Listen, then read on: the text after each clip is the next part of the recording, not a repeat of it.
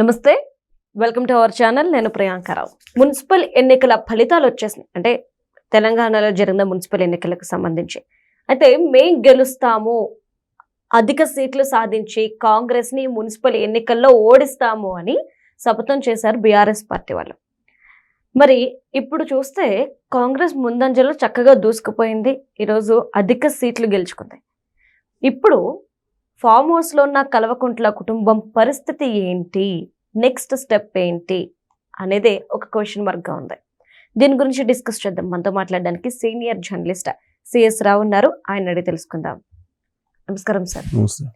Sir, అంటే municipal ఎన్నికల్లో కాంగ్రెస్ ఓడిపోతుంది అంటే కింద స్థాయిలో బీఆర్ఎస్ చాలా బలంగా ఉంది అని బీఆర్ఎస్ పార్టీ చెప్పుకుంటూ వచ్చింది.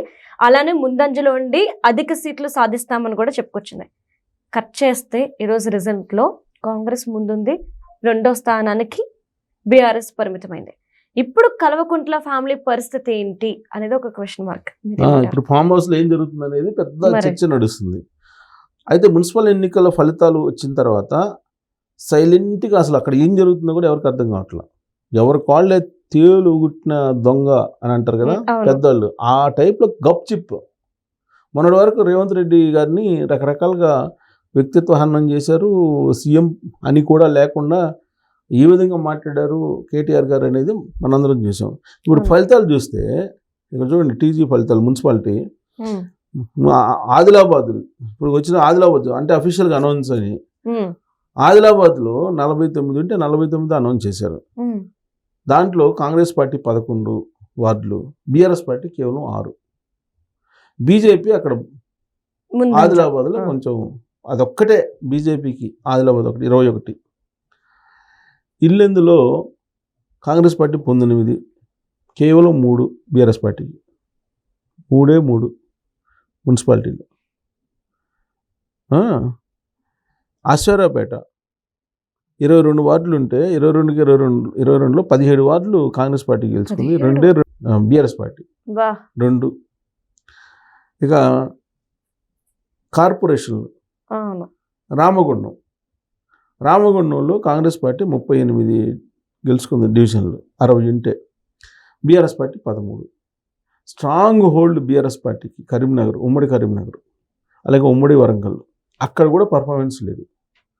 నిజామాబాద్లో 60 ఉంటే ఇప్పుడు అఫీషియల్గా అనౌన్స్ చేసిన దాంట్లో 2 కాంగ్రెస్, బీజేపీ 5 ఉన్నాయి, బీఆర్ఎస్ పార్టీకి 0 ఇప్పుడు వరకు అనౌన్స్ చేసిన దాంట్లో ఏం లేవు. మహబూబ్ నగర్లో 60 ఉంటే 30 అనౌన్స్ చేశారు డివిజన్లు, 15 కాంగ్రెస్, 8 బీఆర్ఎస్ పార్టీ. అంటే 2వ ప్లేస్లో ఉన్నాము అని చెప్పుకోవచ్చు, కానీ ఎవరు బీఆర్ఎస్ పార్టీ కాంగ్రెస్ పార్టీకి చాలా దూరంగా ఉంది. ఆ 2వ స్థానంలో కూడా కాంగ్రెస్ పార్టీకి చాలా దూరంగా ఉంది, అందుకునే స్థాయిలో లేదు, అది చాలా దూరంగా ఉంది. ఇప్పుడు కాంపిటీషన్ అంటే దగ్గరగానే ఉండాలి అట్లీస్ట్, ఆ దగ్గరగా కూడా లేదు. దగ్గరగా కూడా లేకపోగా ఇప్పుడు వాళ్ళ సొంత నియోజకవర్గాలు ఉన్నాయి కదా, సిరిసిల్ల ఎవరిది, కేటీఆర్ గారిది, సిద్దిపేట హరీష్ రావు గారిది, కామారెడ్డి కేసీఆర్ గారు ఓడిపోయారు, గజ్వేల్ ఆయన నియోజకవర్గం. వాళ్ళ సొంత నియోజకవర్గాల్లో కూడా వెనకబడినటువంటి పరిస్థితి, సొంత నియోజకవర్గాల్లో కూడా పర్ఫార్మెన్స్ లేనటువంటి పరిస్థితి. అంటే ఏం జరుగుతుంది బీఆర్ఎస్ పార్టీలో, కల్వకుంట్ల ఫ్యామిలీలో ఏం జరుగుతుంది, లేదా ఫామ్ హౌస్లో ఏం జరుగుతుంది అనేటువంటి చర్చ జరుగుతుంది. ఇక్కడ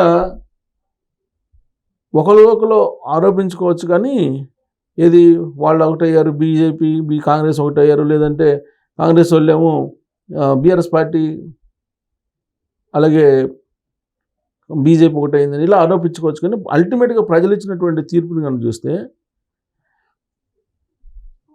బీఆర్ఎస్ పార్టీ కంటే కాంగ్రెస్ పార్టీ చాలా ముందుందని వస్తుంది. ఇప్పుడు ఆయన చెప్తున్నాడు ఏంటి, కేటీఆర్ గారు ఏం చెప్తున్నారంటే మెరుగైన ఫలితాలు మేము సాధించారని చెప్తున్నాడు. ఎట్ట సాధించారో అర్థం కావట్లేదు.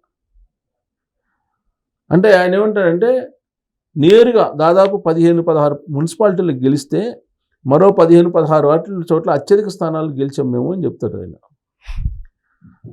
750 వార్డుల్లో మేము విజయం సాధించాము, దాదాపు 30% మున్సిపాలిటీలు మేము గెలుస్తున్నాం అని చెప్పి చెబుతాడు. 30% మున్సిపాలిటీ గెలిస్తే పర్ఫార్మెన్స్ బాగున్నట్టు ఫీల్ అవుతున్నాడు ఆయన. ఒకవేళ దగ్గరగా ఉండాలంటే దగ్గర ఒక 60% గెలవాలేమోగా. 50% గెలవాలి కదా. 50% ఉండాలి కంపల్సరీ. 30% మేము గెలిచాం కాబట్టి బ్రహ్మాండమైన పర్ఫార్మెన్స్ ఇచ్చామని చెబుతున్నారు ఆయన. సో ఇక్కడ అసలు ఆ పార్టీ ఏంటి పరిస్థితి అనేది అర్థం కానిటువంటి సిచ్యువేషన్ ఉంది. కారణం ఏంటి, ఇప్పుడు కేటీఆర్ గారు, హరీష్ రావు గారు వీళ్ళిద్దరే కదా లీడ్ చేసింది ఎలక్షన్స్ అన్నీ కూడా.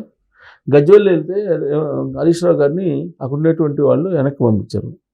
సిరిసిల్ల ఆయన సొంత నియోజకవర్గం వెళ్తే కేటీఆర్ గారిని అక్కడ ఉండేటువంటి ప్రజలు తిరస్కరించి వెనక్కి పంపించారు అనేది అప్పట్లోనే ప్రచారం సందర్భంగా బయటకు వచ్చినటువంటి న్యూస్. కేసీఆర్ గారు ఉన్నారంటే కేసీఆర్ గారు గజ్వేల్కి రాలా, కామారెడ్డిలో కనిపించలా. అసలు కేసీఆర్ గారు మున్సిపల్ ఎన్నికల సందర్భంగా బయటకు రాలా. అంతకుముందు ఏం చెప్పాడు, నేను వస్తున్నాను, బయటకు వచ్చేస్తున్నాను, ఈ మొత్తం పాలమూరు రంగారెడ్డి ప్రాజెక్టు సంగతి తేల్చుకుందాము, నీటి వాటాల్లో నష్టం జరుగుతుంది, మనకి అన్యాయం జరిగిపోతుంది తెలంగాణ సమాజానికి, రాయలసీమ ఎత్తిపోతల పథకాన్ని వాళ్ళు నిర్మించుకుంటున్నారు, కృష్ణా జలాలు మనకు రావట్లేదు, దీని మీద మనం పోరాడాలి, లేదంటే నల్లమల సాగరు చంద్రబాబు నాయుడు గారు ఆడ కడుతున్నారు, ఈ నల్లమల సాగర్ దాని మీద వ్యతిరేకంగా మనం పాదయాత్ర చేయాలి, లేదంటే బస్సు యాత్ర చేయాలి, ఇప్పుడు తెలంగాణ ప్రజల మధ్యకి వెళ్ళాలి, అన్యాయం జరిగితే నేను ఒప్పుకొని ఇంతకాలం నేను వెయిట్ చేశాను, 2.5 సంవత్సరం పాటు ఇంకా నేను వెయిట్ చేయను, నేను వచ్చేస్తున్నాను, జిల్లాలో మొత్తం తిరుగుతాను అది అని చెప్పారు. సీన్ కట్ చేస్తే ఎక్కడ కనపడలా కేసీఆర్ గారు లేకుండా బీఆర్ఎస్ పార్టీ పరిస్థితి ఏంటి అనేది ఈ మున్సిపల్ ఫలితాలు చెప్తున్నాయి. అంటే బీఆర్ఎస్ పార్టీ అంటే కేసీఆర్ అంటే బీఆర్ఎస్ పార్టీ అంతే కదా. ఇప్పుడు ఇద్దరు కృష్ణార్జునులు అని చెప్పేసి బీఆర్ఎస్ పార్టీ వాళ్ళు అంటుంటారు వాళ్ళిద్దరిని. రేవంత్ రెడ్డి గారు ఏమంటారు, బిర్లా రంగం వాళ్ళిద్దరు అని అంటారు రేవంత్ రెడ్డి గారు. సరే అది కృష్ణార్జునుల బిర్లా రంగం ఏదన్నా అనుకో, వీళ్ళిద్దరు అయితే తెలంగాణ మొత్తం చుట్టేసి ప్రచారం అయితే చేశారుగా. మరి రిజల్ట్ 30% వచ్చింది అని చెబుతున్నారు, కానీ ఆయన చెబుతున్నారు కానీ 30% కూడా లేవు, మేబీ 20%, 25% ఉంటుంది. మరి దానికే మీరు 30%కే మేము పర్ఫార్మెన్స్ బాగుందని చెప్తే మామూలుగా పాస్ పర్సెంటేజ్ ఎంత, 35. మరి బీఆర్ఎస్ పార్టీ పాస్ అయినట్ట ఫెయిల్ అయినట్ట, ఎందుకు సంతోషపడుతున్నారో అర్థం కావట్లేదు. అట్లీస్ట్ ఆ 30% అయినా వచ్చింది, అంతకంటే తక్కువ ఉన్న వాళ్ళు ఉన్నారు కదా. ఇప్పుడు ఆయన చెప్పే 30%లో కూడా అది కరెక్ట్ లెక్క కాదు, అది పూర్తి లెక్క రావాల్సింది. ఇప్పుడు ఇంకా పూర్తిగా లెక్క కాలేదు కదా. ఇప్పుడు ఆయన టెంటేటివ్గా చెప్తున్నారు. డైరెక్ట్గా మేము 16 మున్సిపాలిటీలు గెలుచుకున్నాం, 116లో 16 గెలుచుకుంటే డైరెక్ట్గా అది విజయమా కాదు కదా. సో కల్లగొండ ఫ్యామిలీలో ఫామ్ హౌస్లో ఖచ్చితంగా ఏదో ఒక పెద్ద మిరాకిల్ జరగబోతుంది త్వరలో. ఆ మిరాకిల్ ఏందనేది మనం చూడొచ్చు ఈ ఫలితాలు చూసిన తర్వాత. Right, thank you so much sir. Thank you.